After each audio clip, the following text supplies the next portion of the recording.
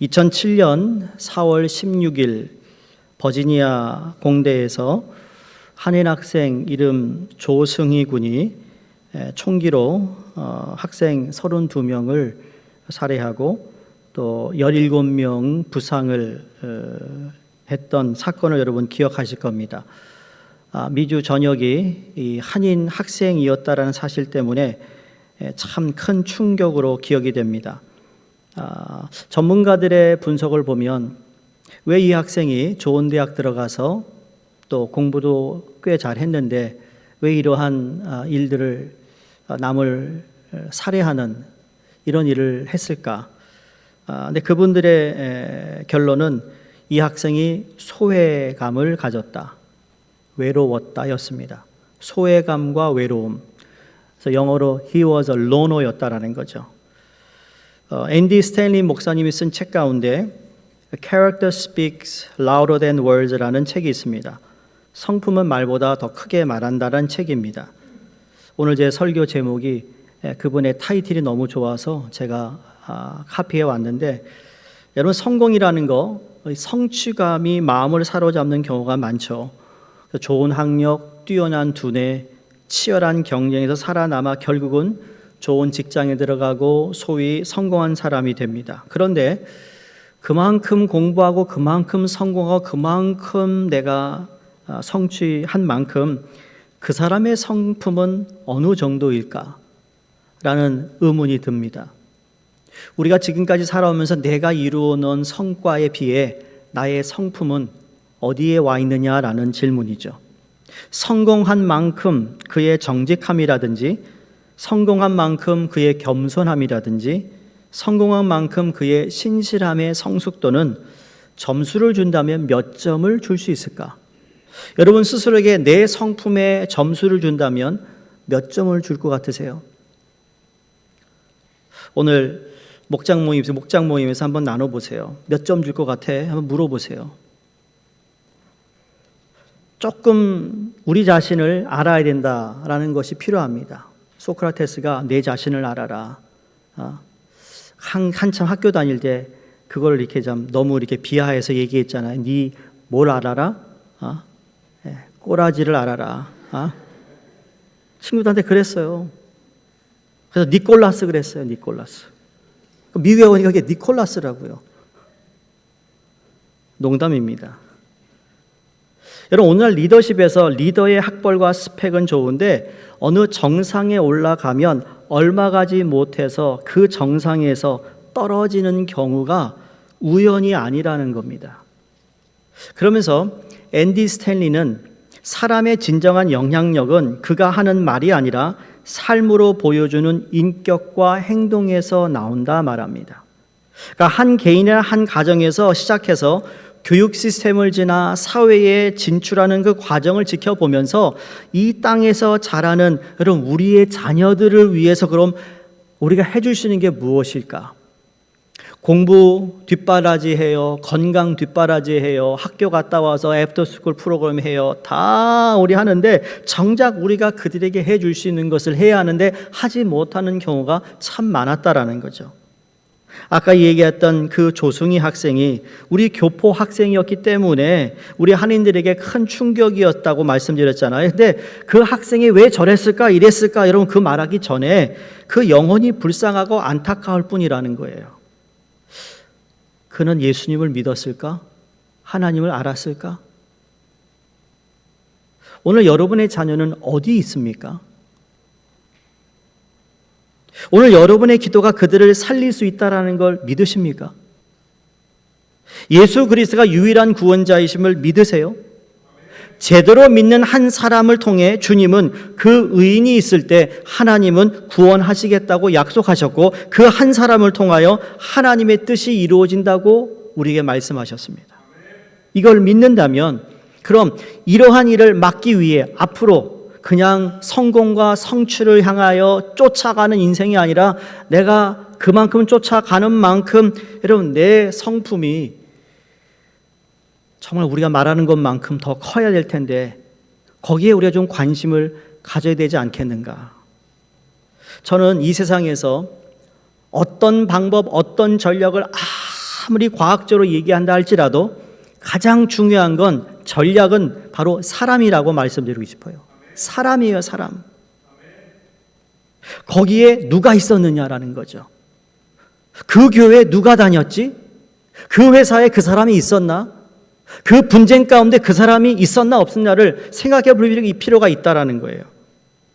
무슨 일을 할 때 먼저 사람이 있어야 하고 그 사람이 해야 할 목표가 있고 그 사명과 목표를 이루기 위해 방법이 필요한 것인데 그 방법을 위해서는 만남이 있어야 하고 만남을 위해서는 그 일을 추진할 경제력도 있어야 되는데 어느 저자가 책에서 5Ms를 얘기합니다.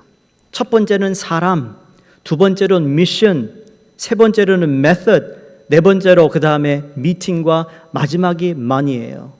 제일 처음이 사람이라는 거죠. 결정적으로 사람이 변화를 가져오고 그 사람이 방법이고 그 사람이 그 자리에 장소에 적절하게 배치됐을 때 가정도 그렇고 가문도 그렇고 교회도 그렇고 사회단체도 그렇고 바뀔 수 있다라는 거죠. 그 한 조직의 리더가 변하면 조직이 변할 수밖에 없는 것이고 리더가 변하지 않으면 제자리 걸음이고 퇴보하게 되어 있습니다.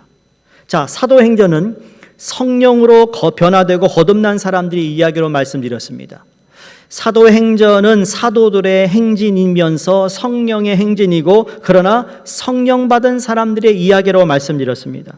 성령 받은 사람들을 통하여 예루살렘이 변해가기 시작했습니다. 그래서 세상이 변했습니다. 이 일을 위해서 예수님이 이 땅에 오셔서 딱 12사람, 12제자를 선택하신 이유가 우연이 아닙니다.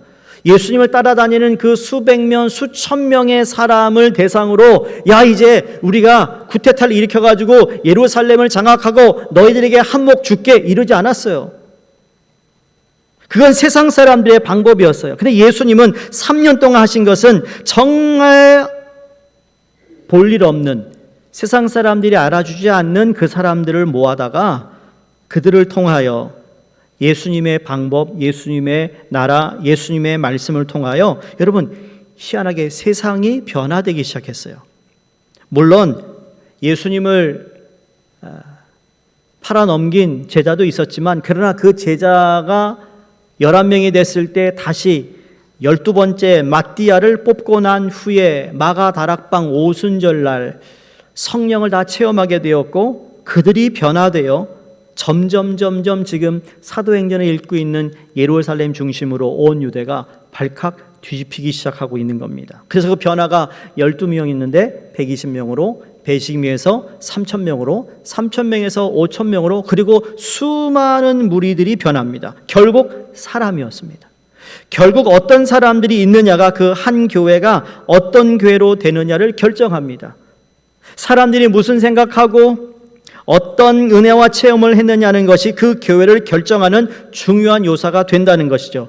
교회의 성도님들 핵심 구성원이 아니면은 그 교회를 리더하고 있는 지도부회가 성령 충만하고 거듭난 사람이 있다면 그 교회는 당연히 거듭날 수밖에 없는 것이겠죠. 근데 만약에 그런 사람이 적다면 그 힘이 벅찰 거라는 거예요. 숫자는 많이 모일 수 있고 조직은 커질 수 있고 전통은 있을 수 있지만 거듭나고 성령 받고 변화된 사람이 없으면 그 교회에서는 아무 일도 일어나지 않습니다. 성도님들, 변했다라는 건 외적으로 변한 모습이 있지만 중요한 건 여러분 내면이 변하는데 나 자신이 변했다라는 것은 그 성품과 연관된 것이라고 말씀드립니다. 성품과 연관된 거예요. 야, 예수를 믿었더니 내 딸이 변했죠. 예수를 믿었더니 정말 제가 교회를 다니더니 야, 대하는 태도가 달라졌어. 성도님들, 교회를 다니니까 우리는 안 믿는 사람보다 인사 더 잘해야 되는 거 아시죠? 아까 방금 인사했는데 또 인사하는 거예요. 우스운 얘기 아니거든요. 사업하는 분들 거래처하고 만나면 인사 겸손히 내가 좀 돈 벌었다고 뻣뻣해가지고 잘 있었어.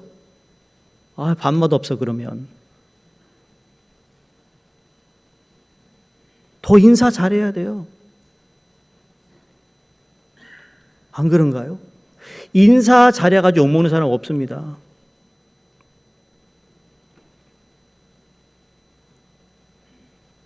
인사를 저 사람이 지나쳐서 그럼 쫓아가서 인사해야죠. 그게 성품이에요. 말이 아니라고요. 말만 뻔질하게 잘하는 사람이 있어요. 우리 믿는 사람은 말만 잘하면 안 돼요. 성품이 있어야 된대요. 성품이.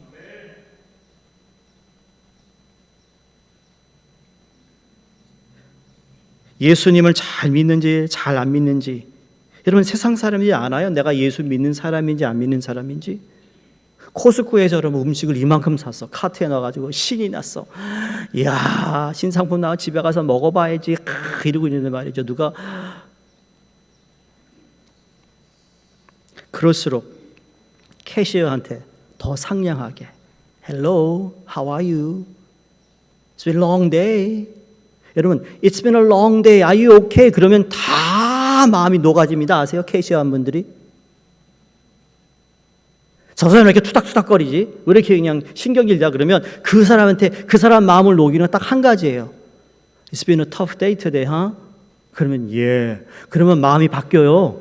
나한테 갑자기 웃으면서 더 필요한 거 없냐고 묻는다니까요. 그걸 왜 빼앗기냐고요? 우리 믿는 사람이 해야지. 믿으면 아멘 하세요. 내가 이것까지 가르쳐 드려야 돼. 왜 이렇게 인색하냐고요? 인사가. 교회에서도 말이에요.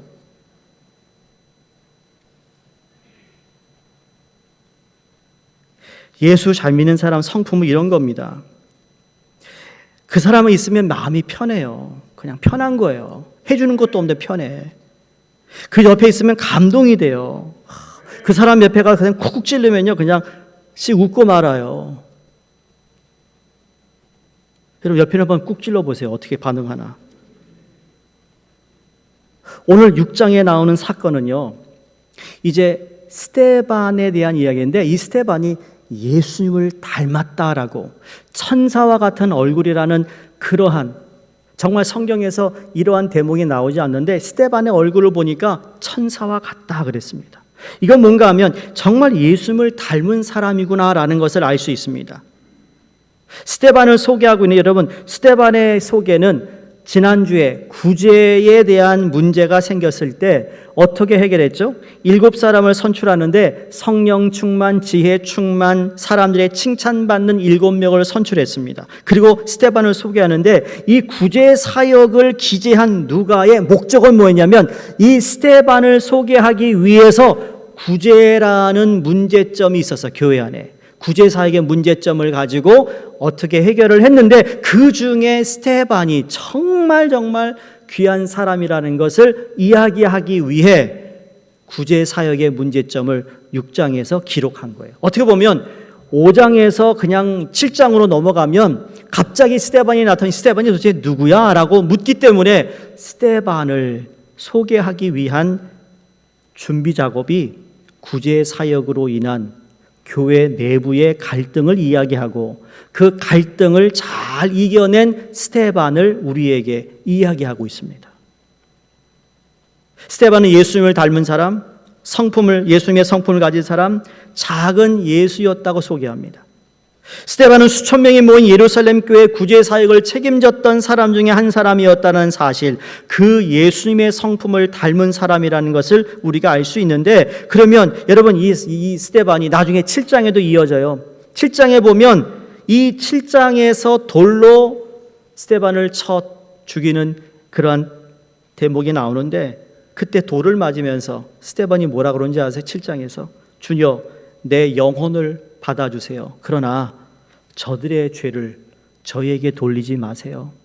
저들이 왜 돌을 던지는지 몰라서 돌을 던지는 겁니다. 마치 예수님 십자가에서 하나님, 저들이 하고 있는 죄를 알지 못합니다, 용서해 달라고 기도한 것을 그대로 스데반이 기도합니다. 근데 이게 연습된다고 되는 게 아니에요.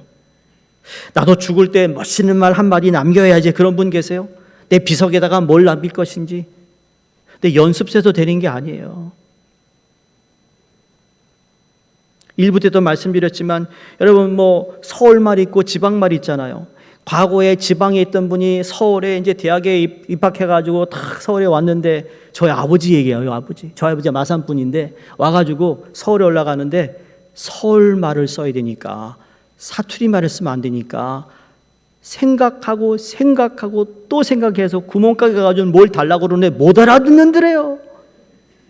그래서 뭐라고요? 그랬더니 그래서 너무 창피해서 그냥 나왔대요. 자, 아무리 서울말을 잘해도요, 언제 내게 익숙한 말이 나오죠? 급할 때, 성질 부릴 때, 따다다다닥 나오는 거예요. 안 그런가요? 그때 나와요. 아, 이 사람이 서울 사람이 아니었구나. 연습된다고 되는 게 아니라는 거예요. 마찬가지로 성품이라는 게 내가 오늘 연습했다고 되는 게 아니에요. 예수를 닮지 않으면 절대 나올 수 없는 거예요. 좋은 성품의 소유자는 매력이 있습니다. 자, 좋은 옷 입고 다니는 사람 부러울 수 있고, 좋은 차 가진 사람 부러울 수 있고, 좋은 집 가진 사람 부러워할 수 있고, 똑똑하고 말 잘하는 사람 부러워할 수 있는데, 그러나 성품이 좋은 사람은 부러운 것 이상의 존경스러운 거예요. 여러분, 존경스러운 사람이 되시기를 주의 이름으로 부탁드립니다. 이게 내면의 성품이에요. 그래서 여러분이 어떤 일을 이룰지도 여러분의 성품이 결정합니다. 내가 얼마나 가치 있는 사람인가 하는 것도 성품이 결정합니다. 모든 인간관계는 성품 때문에 잘 되기도 하고 깨지는 이유도 그 성품 때문에 깨지는 거예요. 외모와 재산으로 결혼은 성사될지 모르지만 결혼을 유지하는 것은 성품이라는 거예요.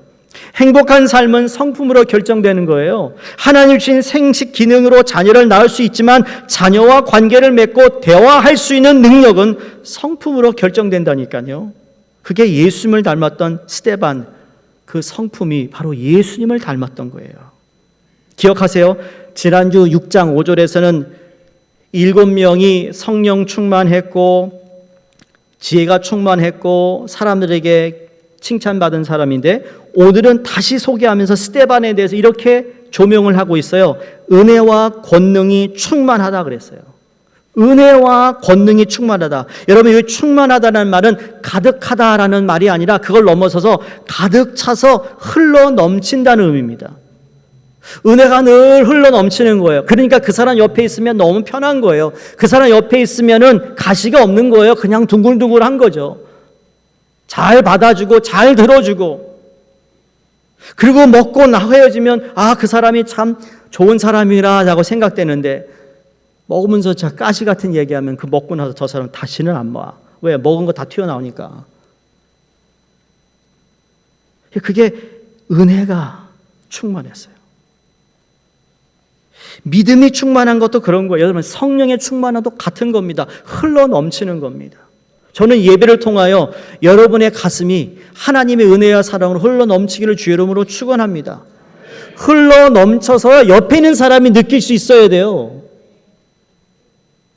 옆에 있는 사람이 느껴지게 돼 있어요. 그런 오해를 제가 가끔 받아요. 저를 처음 보면 야, 저 목사님 보통 아니게 생겼다. 그렇죠? 설교단에서 설교하는 저를 보면 그 면만 보면 대부분이 다 그런 생각 하실 거예요. 처음에 깐깐해. 그런데 이제 저를 신방하는 자리나 훈련하는 자리나 이런 다른 자리에 저를 보면 그렇지 않다라는 걸 경험한다니까요.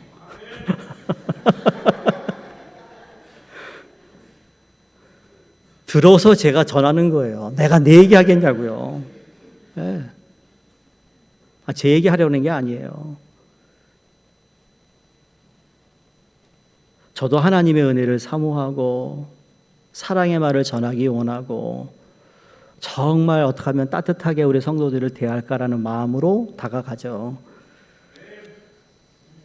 말씀에 관해서는 제가 타협을 하지 않는 목회자니까 말씀은 있는 그대로 제가 전해요. 그러나 그렇지 않을 경우에는 정말 다가가고 싶고 시간을 함께 보내고 싶고 커피 한 잔을 함께 같이 마시고 싶고 이왕 마시는 건 내가 타주고 싶고 그런 목사라고요. 원래 저라고 그게. 에? 아직도 갈 길이 멀죠. 갈 길이 멀어요. 배울 것도 많고 더 은혜 받아야 되고 더 성령 충만해야 되는 부분이 있어요. 하나님께서 지금도 작업하고 계시다고 믿고 있고, 근데 이 스테반을 통해 우리가 받는 건 이게 차고 넘었어요. 은혜가 충만했고 권능이 충만했고, 여기 권능이 충만했다고 하면서 큰 기사와 표적을 행했다고 그랬습니다. 이건 뭐냐면 사람을 살리는 능력이 그에게 있다라는 거죠. 참 차분하고 그리고 정직하고 온유하고 참 그런 모습인데 이분 안에 권능이 있었어요. 남이 가지고 있지 않는 성령의 권능이 있었다라는 거죠. 사람과 이야기하면 그 사람을 잘 이해하고 끌어주는 뭔가 힘이 있었다라는 거죠. 그 사람을 만나면 인생의 새 소망을 갖게 되는 능력이, 권능이 있다라는 겁니다. 제가요, 우리 위에 어느 집사님 이야기를 들었는데 정말 감동이었어요. 그분 가게에 홈레스들이 와가지고 뭔가 이렇게 음식을 타가고 그리고 뭐 포도를 먹고 싶었대나 봐요. 포도를 먹고 싶어가지고 그 포도를 주려 그러는데 그분 가게는 주로 좋은 과일을 갖다 놓는 가게로 유명한데 그 이야기를 듣고 그분이 다시 헌스포인트로 올라가셔서 그 다음날 가장 좋은 포도를 달라고 그러더래요. 근데 그 주인이 아니 어저께 포도 사가지 않았냐? 그 좋은 포도인데 왜 이걸 더 좋은 걸 왜 사가려고 그러냐 했더니 아니라 홈레스가 포도를 먹고 싶어 하는데 그 사람 그냥 아무거나 주는 거 받아 먹는데 그 사람에게는 정말 비싸지만 좋은 포도를 먹이고 싶은 마음이다. 그 헌스포인트 사장이 감동을 먹어가지고요 그냥 줬대요. 가져가 주라고. 여러분 감동 아니에요 이거? 여러분 감동 아닌가 봐. 누가 아르더 웨이예요. 또 올라가야 돼. 운전하고 솔비 내고. 근데 그 마음이 얼마나 귀하냐고요. 그 홈레스가 그 사실을 아는지 모르는지 모르지만 그러나 그 이야기를 듣는 사람마다 여러분 전 감동 먹었어요. 떠들어다니면서 얘기하는 게 아니고요. 정말 내 삶 속에서 그 사람에게 가치 있는 걸 주고 싶다. 여러분 우리가 그런 마음으로 살아간다면 아러더 웨이예요. 그러나 아러더 웨이지만 그 사람에게 꼭 필요한 말을 전하고 뭔가를 전달할 수 있다면 여러분 그게 감동이고 그게 은혜라고 믿습니다. 그게 교인이고 그게 그리스도인이에요. 그렇지 못한 그리스도를 만났다면 우리는 우리 자신을 돌아보며 주님께 회개해야 됩니다. 스데반은 9절에 보시면 스데반과 더불어 논쟁하고 있었다고 그랬어요. 논쟁의 주제는 예수 그리스도였습니다. 예수 그리스도가 누구였는지, 왜 죽고 왜 부활하고 그분이 메시아라는 것을 이야기하기 위해서 논쟁을 하는데 아무도 그 논쟁을 이길 수가 없었어요. 논쟁에 이길 수 없으니까 어떡하죠? 자기들의 힘을 발휘해서 신성 모독죄라는 것을 덮어 씌워가지고 이제 스데반을 돌로 쳐 죽이는 일을 하려고 하고 있는 이 순간입니다. 그런데 여기서 우리가 발견하는 것은 여러분 우리가 돌을 맞는다 할지라도 누가 승리입니까? 스데반이 승리했고 복음이 승리했고 은혜가 승리했고 사랑이 승리했고 하나님이 승리하신 거라는 거예요. 지금 이 순간에서 내가 그 순간을 모면할 수 있고 피할 수 있지만 그러나 진 거라고요. 내가 정직하지 못했다면, 내가 복음 앞에 제대로 살지 못했다면 피하긴 피했지만 사람들은 모르지만 하나님은 알고 계시기 때문에 그러니까 우리는 말을 하던 삶을 살던 우리의 성품을 통하여 이길 수 있는 능력을 받아야 된다는데 그게 바로 성령을 통하여 주신다는 겁니다. 공회 앞에 선 스데반의 반응을 보세요. 15절에 천사의 얼굴과 같더라. 이 말씀이 이런 뜻이에요. 성품이 위기의 순간에서 나타나게 돼 있어요. 성품이 그 위기 때 나타나고 있다라니까요.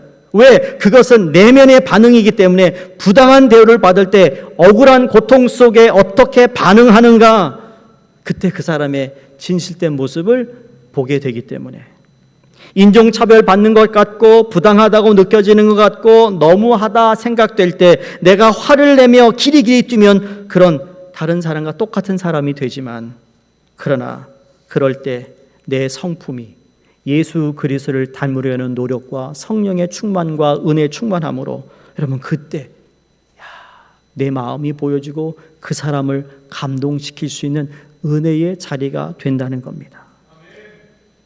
우리 한국 사람들은 관상을 보잖아요. 그렇죠?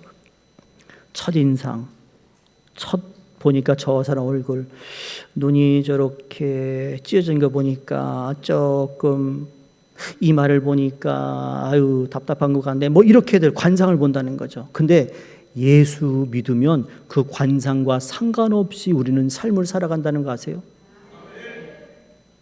옆에 있는 분 보세요. 얼굴 괜찮아요? 괜찮은 것 같아요, 여러분 생각에? 걱정할 필요 없어요. 그 사람이 내 얼굴 보고 뭐라고 얘기하면 상관없다니까요.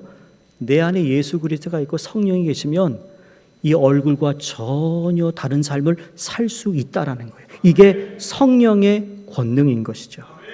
그래서 스데반의 얼굴이 천사의 얼굴이라는 것은 오늘 저희가 말하는 관상과는 전혀 다른 이야기예요.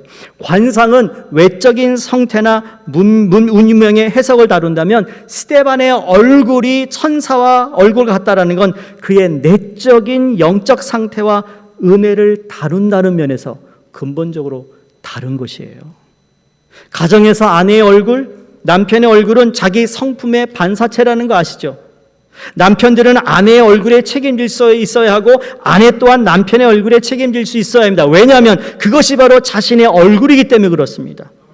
상대방의 얼굴을 책임질 수 있어야 되고 자녀의 얼굴에서 부모가 보이는 것이고 또 부모의 얼굴도 책임져야 하는 것이죠. 왜? 그 모습이 나의 성품이기 때문에. 스데반의 얼굴은 하나님의 거룩하심과 하나님의 영광을 비추고 있었습니다.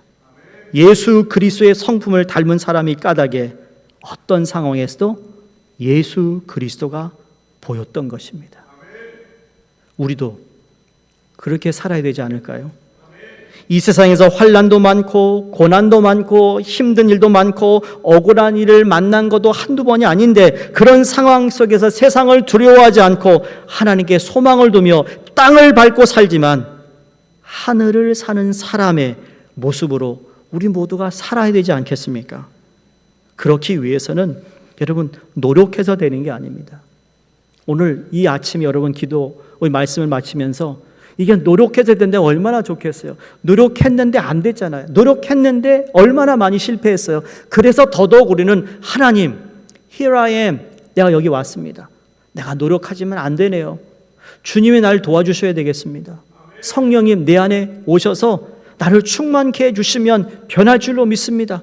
나는 여전히 안 됩니다. 여러분 그러한 겸손한 마음으로, 만약에 그렇지 않으면 여러분 지금까지 살아온 모습을 앞으로도 5년, 10년 똑같은 모습으로 살아가길 원하시나요? 그렇지 않잖아요. 변하길 원한다면 오늘 이 아침 주님께 우리 마음을 열고 주님, 내가 변하기 원합니다. 내 가정의 문제, 삶의 문제 내가 변해야겠습니다. 내가 변하지 않는 한 변화가 오지 않을 것 같습니다. 성령님 도와주시옵소서. 나는 약합니다. 그러나 약할 때 강함 되시는 주님을 찾습니다. 내가 부족할 때 채워주시는 주님을 찾습니다.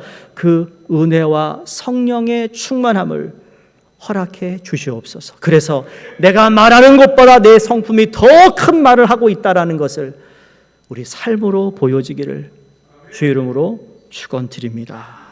기도하겠습니다.